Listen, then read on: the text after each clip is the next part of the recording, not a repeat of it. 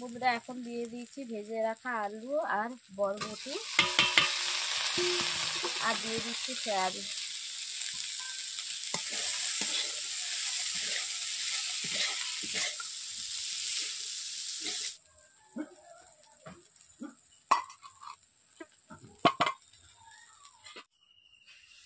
Hello বন্ধুরা, অনু village cooking চ্যানেলে আপনাদের অনেক অনেক স্বাগত জানাই। আজকে একটি রেসিপি নিয়ে চলে এসেছি। বরবটি আলু সয়াবিন দিয়ে আজকে একটি রান্না করব।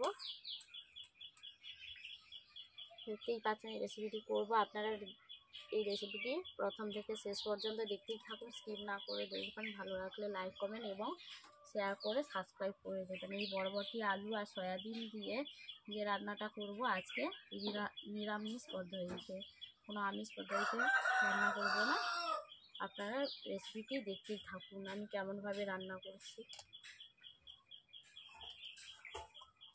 দেখতেই পাচ্ছেন বরবটি আর আলুগুলোকে আমি কেমনভাবে কেটে রেখেছি। আলুগুলোকে ছোট ছোট করে কেটে রেখেছি আর বরবটিগুলোকে আমি এই সাইজ করে কেটে নিয়েছি।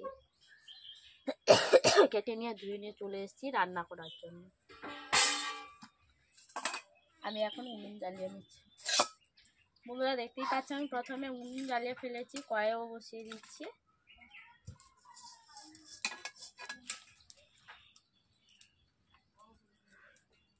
কড়াইতে আমি প্রথমে তেল দিয়ে দিচ্ছি। প্রথমে আমি কড়াইতে দিয়ে কড়াই চারিদিকে তেল ছড়িয়ে দিয়েছি। এরপর আমি বরবটিগুলোকে এখন ভেজে নিচ্ছি। সামান্য নুন দিয়ে দিচ্ছি।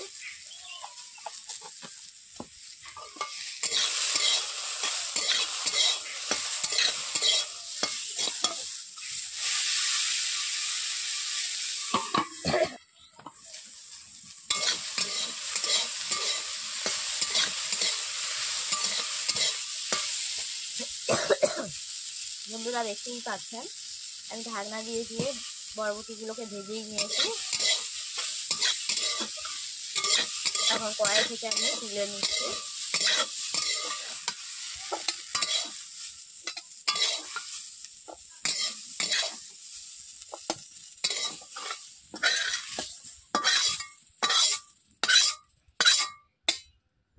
এরপর আলুগুলোকে আমি ভেজে নেব।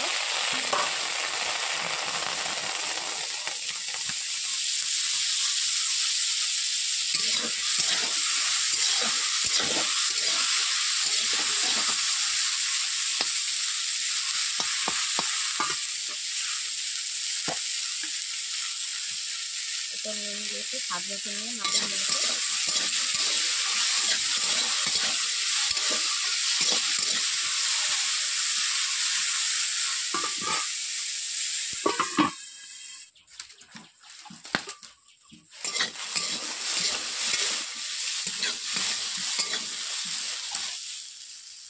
বন্ধুরা দেখতেই পাচ্ছেন আলুগুলো হাফ সেদ্ধ হয়ে গেছে। আলুর মধ্যে আমি হলুদ দিয়ে এরপর হলুদ গুঁড়ো দিয়ে দিচ্ছি। দেখতেই পাচ্ছেন আলুগুলো আমি লালচে করে ভেজে নিয়েছি। এরপর ফ্রাই থেকে আমি এখন আলুগুলোকে তুলে নিই।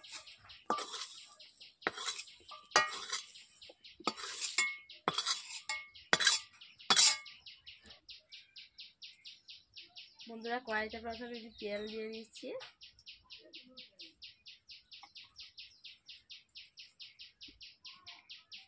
এরপর দিয়ে দিচ্ছি পাঁচফোড়ন।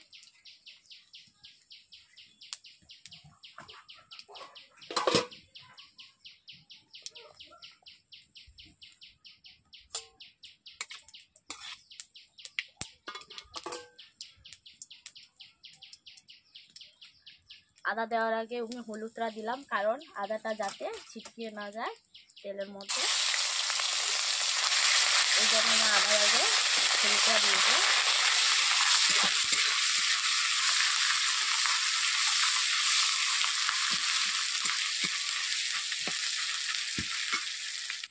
যেহেতু অল্প করে আগে থেকে হলুদ দিয়েছিলাম, এখন একটু অল্প করে আরও দিয়ে দিলাম 2 চামচ মতো। এরপর দিয়ে দিচ্ছি লঙ্কা গুঁড়ো 1 চামচ মতো।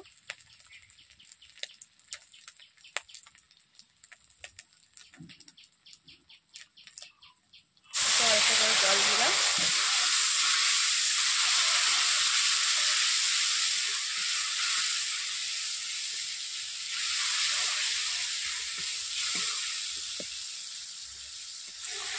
একটু অল্প করে জল দিয়েছি।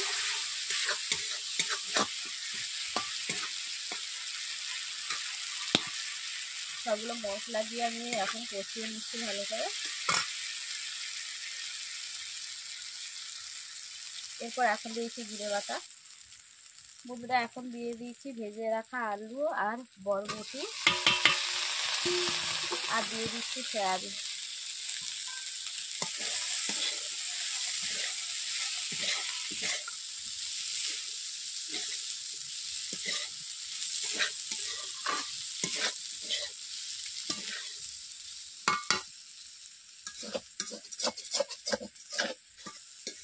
সবজিগুলো দেওয়ার পর আমি 2 থেকে 3 মিনিট কষিয়ে নিচ্ছি ভালো করে।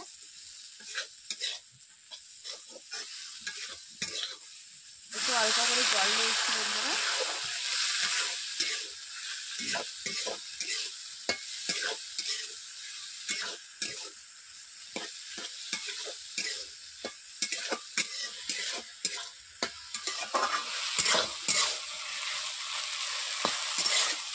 সব কিছু দিয়েছি স্বাদ মতো নুন।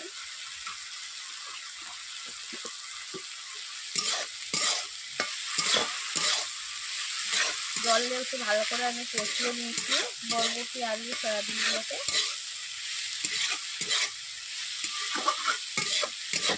বন্ধুরা দেখতেই পাচ্ছেন আমার বরবটি আলু সয়াবিনগুলোকে কষিয়ে নিয়েছি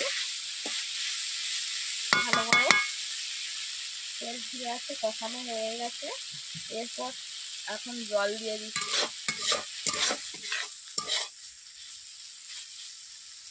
এরপর এখন আমি জল দিয়ে দিচ্ছি। জল বেশি দেবো না, যেহেতু বরবটি আলু প্রায় সেদ্ধ করা আছে, তার জন্য আমি কম করে জল দিলাম। এরপর আমি 4 থেকে 5 মিনিট তরকারিটাকে ফুটিয়ে নিচ্ছি ভালো করে।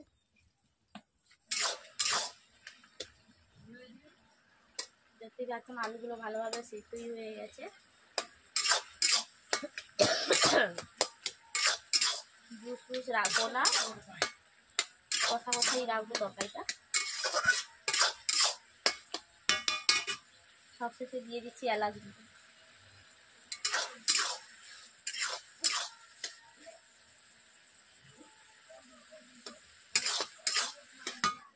কড়াইটাকে আমি ঢেলে নিচ্ছি এখন।